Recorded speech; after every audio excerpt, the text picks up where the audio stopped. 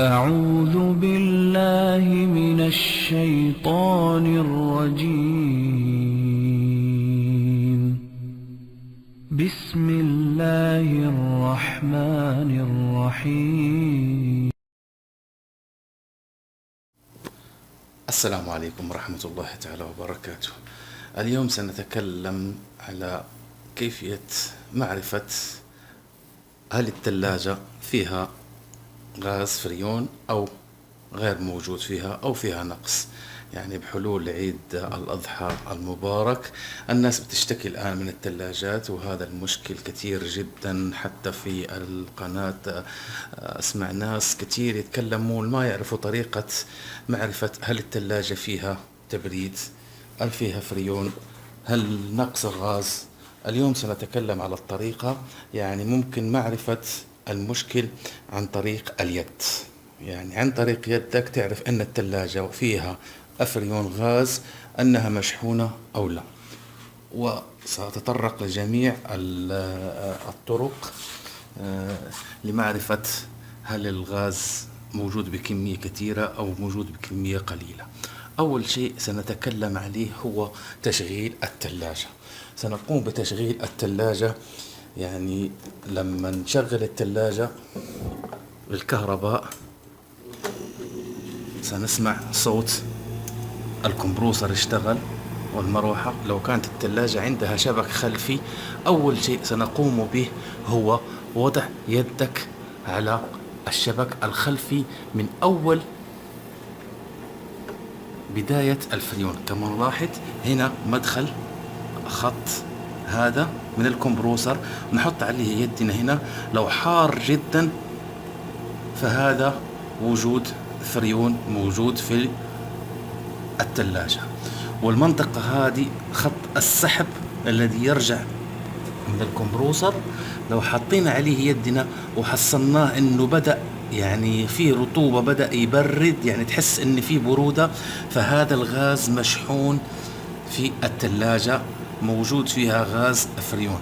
لو فيها شيء تاني متوقف على التبريد فهذا يكون مشاكل أخرى تانية.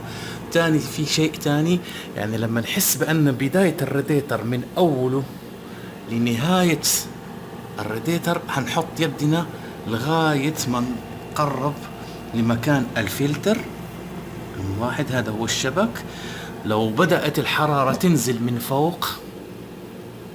فوق وبدأت تنزل لغاية تحت، وأصبح تحط يدك على الفلتر هنا وتحصل فيه حرارة، فهذا الفريون ليس الغاز ليس ناقص، وما في أي مشكل في الثلاجة من ناحية الفريون. هذا أول يعني حاجات اللي نتكلم عليها ومعرفة. بالنسبة هذا تكلمنا على بالنسبة للثلاجات التي تحتوي على شبك. في ثلاجات عندها شبك داخلي. لمعرفة يعني الفريون موجود، بنحط يدنا على الأماكن هذه اللي تكون من الثلاجة في اليمين وفي الشمال، نحط يدنا هنا. لو حصلنا وجود حرارة، يعني حرارة كاملة في المكان هذا في اليمين وفي الشمال، نحس وجود حرارة في الجوانب، ونحس أن الجهة كلها حارة. لو كانت فيها تقريبا سخونة وحرارة فهذه الثلاجة يعني تمام، فريونها مظبوط. لو حصلنا عدم وجود حرارة فهي ناقصة فريون، يعني ما عدم وجود أي غاز الفريون. حتى بالنسبة للشبك لو حصلنا أن الحرارة غير موجودة هنا، يعني ما وصلت ولا شيء، وأن المدخل الحار من هنا بارد، فهذا نقص غاز، لازم يتم شحن الثلاجة. ثالث شيء يعني ممكن نعرف الطريقة بالنسبة لو جينا على الفريزر في الداخل، نقوم بفتح الغطاء. واحد هنا عندنا المروحة، لو حصلنا يعني وجود دفء، يعني عدم وجود تبريد هنا، فهذا دليل على أن الفريون ناقص.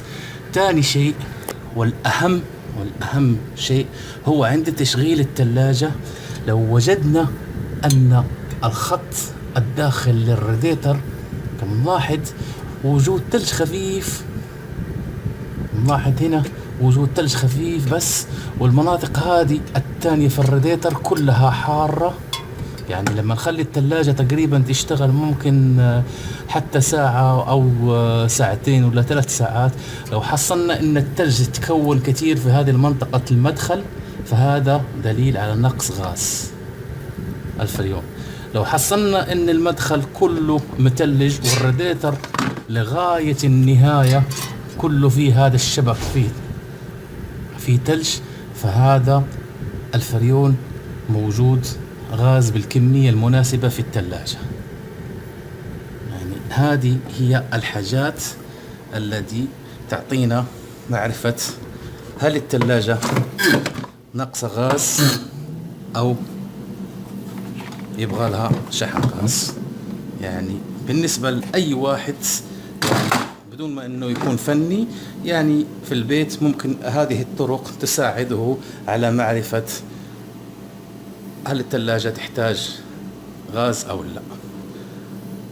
هذا كل شيء بالنسبة لهذا الفيديو، وإن شاء الله حتتطرق لفيديوهات يعني على المشاكل الثلاجة والأشياء اللي ممكن إنها توقف التبريد. هذا كل شيء، أرجو أن ينال الفيديو إعجابكم، ولا تنسوا الاشتراك في القناة ليصلكم من الجديدون، والسلام عليكم ورحمة الله تعالى وبركاته. لا تنسى الإعجاب والاشتراك في القناة. جميع الحقوق محفوظة لدى قناة.